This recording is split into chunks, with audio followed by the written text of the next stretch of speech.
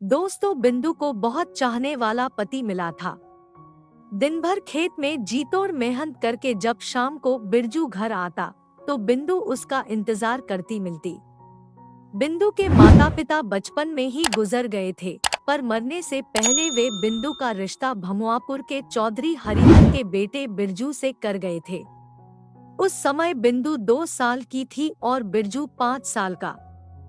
बिंदु के माता पिता के मरने के बाद उसे उसके चाचा ने पाला पोसा था। बिंदु के चाचा बहुत ही नेकदिल इंसान थे। उन्होंने बिंदु को शहर में रखकर पढ़ाया लिखाया था। यही वजह थी कि 17वें साल में कदम रख चुकी बिंदु 12वीं पास कर चुकी थी। बिरजू के घर से गौने के लिए कई प्रस्ताव आए, लेकिन बिंदु के चाचा ने उन्हें साफ मना कर दिया था कि वे गौना उसके बालिग होने के बाद ही करेंगे। उधर बिरजू भी जवान हो गया था। उसका गठीला बदन देखकर गांव की कई लड़कियां ठंडी आहें भरती थी, पर बिरजू उन्हें घास तक नहीं डालता था। अरे, हम पर भले ही नजर न डाल, पर शहर जाकर अपनी जोरू को तो ले आ। एक दिन चमेली ने बिरजू का रास्ता रोकते हुए कहा, ले आऊंगा। तुझे क्या? चल हट मेरे रास्ते से। क्या तेरी औरत के संग रहने की इच्छा नहीं होती? कहीं वो तो नहीं है तू? चमेली ने एक आंख दबाकर कहा तो उसकी हमउम्र सहेलियां खिलखिलाकर हंस पड़ी।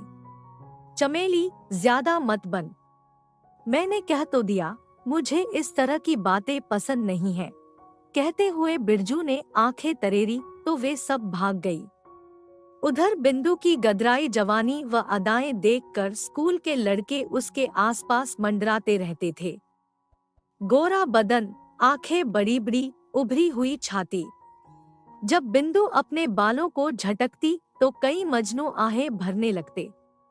बिंदु को भी सजना संवरना भाने लगा था।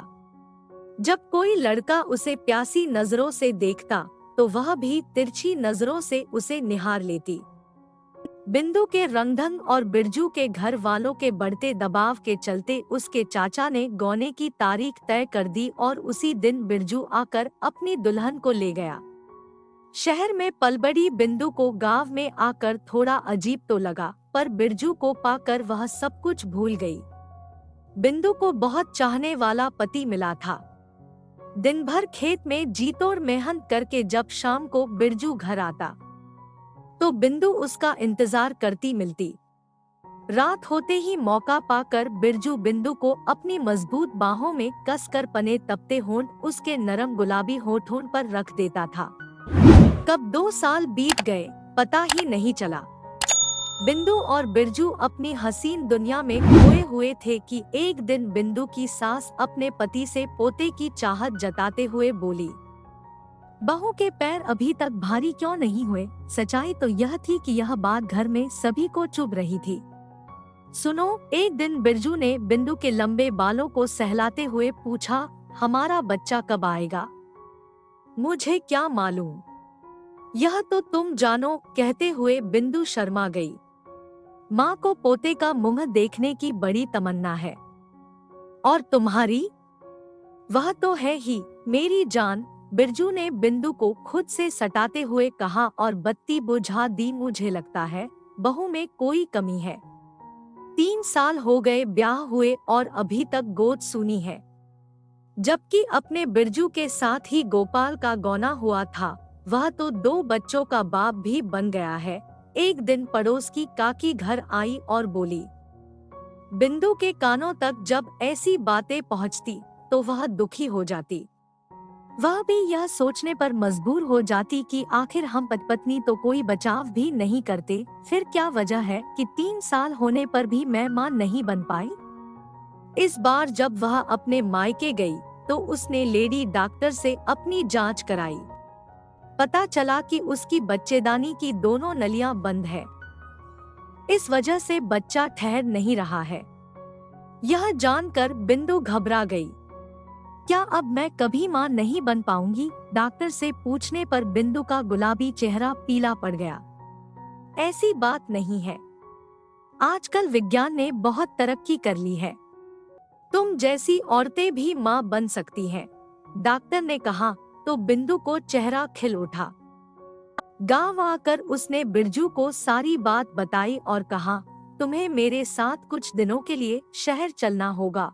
शहर तो हम लोग बाद में जाएंगे, पहले तुम आज शाम को बंगाली बाबा के आश्रम में जाकर चमत्कारी भभूत का प्रसाद ले आना।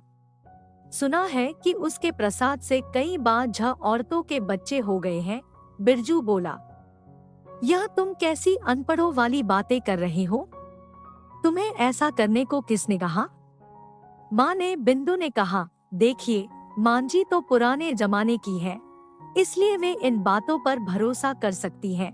पर हम तो जानते हैं कि ये बाबा वगैरह एक नंबर के बदमाश होते हैं, भोली भाली औरतों को चमत्कार के जाल में फंसाकर। नहीं, मैं तो नहीं जाऊंगी किसी के पास। बिंदु ने बहुत आनाकानी की, पर उसकी एक न सुनी गई। बिंदु समझ गई कि अगर उसने सूझबूझ से काम नहीं लिया तो उसका घर संसार उजड़ जाएगा। उसने मजबूती से हालात का सामना करने की ठान ली। बाबा के आश्रम में पहुंचकर बिंदु ने 2 से 3 औरतों से बात की तो उसका शक सच्चाई में बदल गया। उन औरतों में से एक ने उसे बताया, बाबा मुझे अपने आश्रम के अंदरूनी हिस्से में ले गया जहां घना अंधेरा था। फिर क्या हुआ तुम्हारे साथ? पहले तो बाबा ने मुझे शरबत जैसा कुछ पीने को दिया। शरबत पीकर मैं बेहोश हो गई और जब मैं होश में आई तो ऐसा लगा जैसे मैंने बहुत मेहनत का काम किया हो। और भभूत? वह पुड़िया यह रही। कहते हुए महिला ने हाथ आगे बढ़ाकर भभूत की पुड़िया दिखाई तो बिंदु पहचान गई कि वह केवल राख ही है। अगले दिन बिंदु फिर आश्रम में गई। तभी एक सास अपनी जवान बहू को लेकर वहां आई। उसे भी बच्चा नहीं ठहर रहा था। बाबा ने उसे अंदर आने को कहा। उसके बाद बिंदु की बारी थी, पर जैसे ही वह औरत बाबा के साथ अंदर गई, बिंदु भी नजर बचाकर अंदर घुस गई। बाबा ने उस औरत को कुछ पीने को दिया। जब वह बेहोश हो गई तो बाबा ने उसके कपड़े हटाकर। बिंदु यह सब देखकर हैरान रह गई। उसने इरादे के मुताबिक अपने कपड़ों में छिपाया हुआ कैमरा निकाला और कई फोटो खींच लिए। वह औरत तो बेहोश थी और बाबा वासना के खेल में मदहोश था। भला कैमरे की फ्लैश पर किसका ध्यान जाता? कुछ दिनों बाद बिंदु ने भरी पंचायत में थानेदार के सामने वे फोटो दिखाए। इससे पंचायत में खलबली मच गई। बाबा को उसके चेलों समेत हवालात में बंद कर दिया गया, पर तब तक अपने झूठे चमत्कार के बहाने वह न जाने कितनी ही औरतों की इज्जत लूट चुका था। खुद संगपच की बेटी विमला भी उस पाखंडी के हाथों अपनी इज्जत लुटा चुकी थी। पूरे गांव में बिंदु के हौसले और उसकी सूझबूझ की चर्चा हो रही थी, जिसने न केवल अपनी इज्जत बचा ली थी बल्कि गांव की बाकी मासूम युवतियों की जिंदगी बर्बाद होने से बचा ली थी। शहर जाकर बिंदु ने डॉक्टर से अपना इलाज कराया और महीने भर बाद गांव लौटी। तीसरे महीने जब वह उल्टी करने के लिए गुसलखाने की तरफ दौड़ी तो बिरजू की माँ व पूरे घर वालों का चेहरा खुशी से खिल उठा। तो दोस्तों, स्टोरी अच्छी लगी हो तो लाइक और शेयर करें। इसी तरह की अन्य स्टोरी के लिए चैनल को सब्सक्राइब करें। पूरी स्टोरी सुनने के लिए आपका बहुत बहुत धन्यवाद।